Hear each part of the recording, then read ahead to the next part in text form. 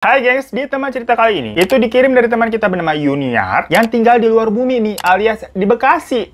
Canda ya warga Bekasi. Yang jadi sebenarnya orang yang mengalami kejadian di cerita ini itu adalah kakaknya si Yuniar. Jadi Yuniar ini menceritakan kisah hidup dari kakaknya yang curiga nih kita nih. Jangan-jangan si Yuniar ini nih macam ibu-ibu yang kayak tetangga-tetangga suka gosip, nyeritain masalah orang. Ya masalah kakaknya aja sampai diceritain nih.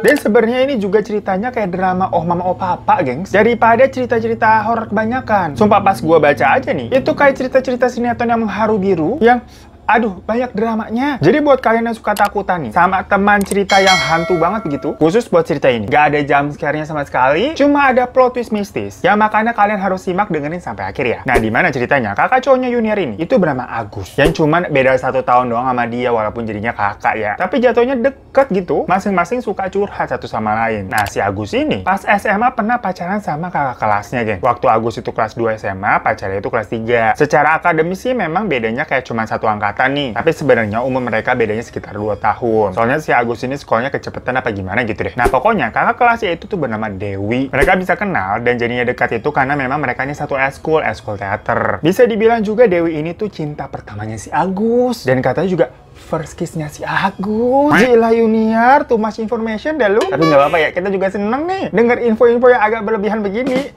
Jadi si Dewi ini istilahnya membekas banget tuh pasti di hatinya Agus. Gue yakin kalian juga pasti langsung inget-inget nih first kiss-nya siapa sama mantan terindah tuh. Nah, pokoknya setelah 3 bulan jadian sama si Dewi, ceritanya Dewi ini dibawa pulang buat dikenalin sama orang rumah. Tapi waktu itu tanggapan ibu, bapak, sama Yuniar sendiri pas ketemu si Dewi ya udah biasa aja. Maksudnya kan si Agus ini juga masih SMA ya, jadi tahu kalau mereka ini pacarannya selayaknya anak SMA aja, udah cinta-cinta monyet, bukan dibawa ke rumah niatan mau dinikahin, kan gak begitu. Dikata 2 garis biru. Cuman ibu mereka ini cuman pesan, belajar nih harus tetap fokus dan gak boleh macam-macam, udah deket aja lah, nggak usah pacar-pacaran, temenan deket aja biasa. Dan nyokapnya ini juga memang gak pernah nanyain sama sekali masalah Dewi ini ke si Agus, kecuali si Agusnya yang curhat duluan. Dan kebetulan memang nyokapnya Yuniar ini agak picky gitu loh orangnya, tipe-tipe emak-emak yang suka ngatur kehidupan anaknya, harus main sama siapa, ntar kuliah di mana, jurusan apa, yang gitu-gitu. Ya otomatis kalau anaknya ini mau pacaran harus dilihat juga tuh bibit, bebet, bobotnya bagaimana. Sampai ditarik kesimpulan nih sama si Yuniar, kayaknya memang nyokapnya itu nggak serk sama si Dewi. Tapi karena dari awal memang tidak ada kata larangan nggak boleh yang keluar dari nyokapnya, kan nggak pernah tuh. Jadi ya udah Agus sama Dewi makin nempel hingga akhirnya mereka memasuki bulan-bulan ujian buat kelulusan. Dan di situ memang hubungan mereka mulai renggang karena ya pada fokus belajar di masing-masing. Dari situ nyokapnya Agus nih mulai masuk nih, minta si Agus buat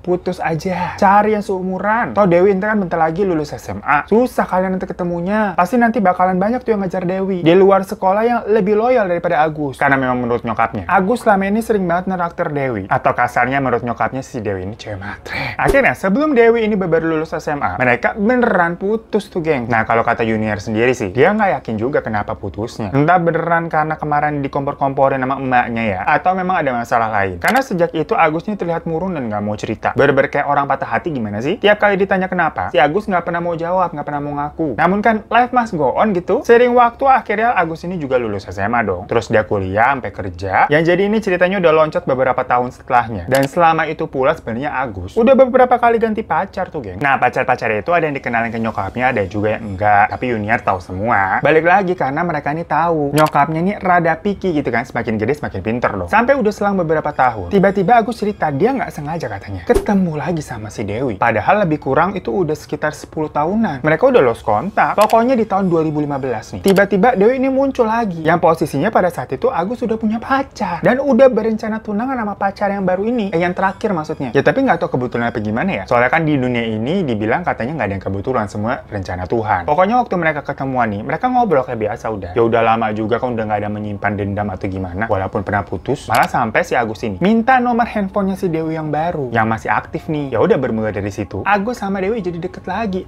Cecetan terus. Yang mana pada saat itu Dewi ini kayak udah kerja juga di coffee shop milik pamannya gitulah, jadi semacam finance. Nah, makin hari komunikasi antara Agus dan Dewi ini makin intens dan bisa dibilang sebenarnya si Agus ini jatuhnya selingkuh, gengs, kan punya pacar. Makanya sebenarnya si Yuniar nih sebagai sesama perempuan katanya itu nggak suka ngeliat kakaknya begitu. Sampai-sampai Yuniar bilang ke Agus, lu putusin dulu cewek lu, kalau mau deketin Dewi lagi terserah lah, tapi nggak begitu caranya. Walaupun kalau bener si kakaknya ini sampai jadian sama Dewi lagi, dia harus siap nih masuk ke masa hal yang berikutnya, yaitu restu dari ibunya. Dari awal nggak pernah setuju. Yaudah, pokoknya akhirnya Agus ini mendengarkan omongannya Yuniar dan diputusin lah itu pacar terakhirnya si ceweknya ini, yang padahal udah punya rencana tunangan. Soalnya kata Yuniar ini emang udah kelihatan banget nih kakaknya nggak bisa ngelupain si Dewi, udah bucin total. Dan kalau menurut matanya Yuniar, melihat sosok Dewi ini, dia anggap Dewi ini cewek-cewek baik kok, dan dewasa banget juga sifatnya, suka ngemong dan sabar banget gitu. Padahal si Agus ini di luarannya image-nya tuh kelihatan sosok cowok yang kuat dan tegas gitu, laki lah. Tapi kalau udah berhubungan sama si Dewi, bisa jadi menye-menye begitu, geng. Sampai singkat cerita, Agus ini akhirnya mantep buat ke jenjang selanjutnya. Karena kan dia juga udah dewasa, udah kerja, finansialnya udah stabil, udah siap buat menikah. Jadinya dia minta izin nih ke nyokapnya, bilang mau nikahin si Dewi. Lah kaget dong nyokapnya si Agus, karena kan nyokapnya taunya anaknya ini terakhir pacaran sama cewek yang lain itu, yang cewek terakhir, sampai bilang mau tunangan kok. Dan nyokapnya waktu itu udah lampu hijau nih sama cewek yang terakhir waktu itu. Lah kok tiba-tiba ini bilangnya mau nikah sama si Dewi, kapan ketemunya kok Dewi lagi? Tapi Yuniar saat itu bantuin kakaknya buat ngomong tuh, bilang ke nyokapnya kalau Agus ini udah putus sama ceweknya dan balikan lagi sama Dewi sekitar 2 bulan belakangan. Dengar begitu kan kayak, hah baru 2 bulan langsung mau nikah? Nyokapnya langsung berpikir, wah anak gua kena pelet nih. Sampai tahu-tahu nggak ada angin nggak ada hujan, nyokapnya itu nyuruh si Agus buat pergi ke kenalan bapaknya untuk katanya bisa memusnahkan peletnya. Jadi nyokapnya ini agak-agak halu gitu, langsung ngejudge. Ya Agus sama Yuniar mendengar reaksi emaknya kayak begitu kan bingung juga nih, mak gua kenapa? Tapi demi mendapatkan restu ibunya, akhirnya Agus cari jalan tengah nih. Dia mau menuruti semua perintah nyokapnya dengan satu syarat. Kalau nanti ternyata dalam 1 bulan terbukti nyokapnya ini halu doang, ngadi-ngadi lah ngomongin pelet, maka nyokapnya ini harus ikhlas Agus menikah dengan Dewi, karena berarti itu udah takdir mereka dipertemukan kembali. Di situ Agus menjelaskan situasinya kepada Dewi. Yaudah, mereka akhirnya sepakat untuk kayak break sementara lah selama sebulan buat menguji nih biar dapet restu ibunya. Setelah itu si Agus datang dia tuh ke rumah kenalan bapaknya dan kayak cuma didoain doang, kayak diwujangin, dinasehatin maksudnya. Gak ada ritual yang aneh-aneh kok. Dan ya udah bener nggak kejadian apa-apa emang. Mulai saat itu akhirnya si Agus ini nagih janji ke nyokapnya dong, dan langsung terang-terangan bawa Dewi lagi nih jalan. Mereka juga sampai menyiapkan berkas-berkas ke KUA. Sampai udah mereka berkah tuh di KUA, tapi nggak ada pesta-pestaan, udah ijab kabul aja. Nah setelah mereka menikah, Agus keluar dari rumah dan ngekos di dekat kantornya si Agus. Gak lama setelah itu, kayak sekitar 1 bulan lebihan, nyokapnya Agus sepertinya nih mulai luluh. Sebenarnya tapi lebih keterpaksa kali ya, karena takut nih sama omongan-omongan orang. Entah dikira keluarganya nggak harmonis apa gimana gitu kan. Nyokap ini bilang ke Agus buat mengadakan resepsi yang mana semua biayanya akan ditanggung sama nyokap dan bokapnya Agus. Soalnya bokapnya Agus nih kayak punya jabatan gitulah di kantornya. Jadi nggak mungkin nih anak pertama tapi nggak ngadain pesta gitulah. Lu tahu sendiri di sini. Malu lah dia. Yaudah, Agus sama Dewi setuju tuh sama penawaran itu. Walaupun ada nggak enak hati ya, karena kan mereka sebenarnya ingin mandiri. Cuman mereka ini menganggap kalau itu adalah kayak semacam pintu restu pertama dari nyokapnya. Jadi kalau nolak ntar bisa tambah runyam. Nah tapi kalau ngomongin bapaknya ini tipe-tipe yang lebih ke pasif aja udah. Gak ngelarang tapi nggak setuju-setuju juga. Pokoknya nggak ikut campur, masa bodoh gitulah. Sibuk sama kerjanya sendiri. Yaudah akhirnya resepsi digelar. Dan gak lama setelah itu Dewi melahirkan nih, hamil. Hamil dulu sih baru melahirkan.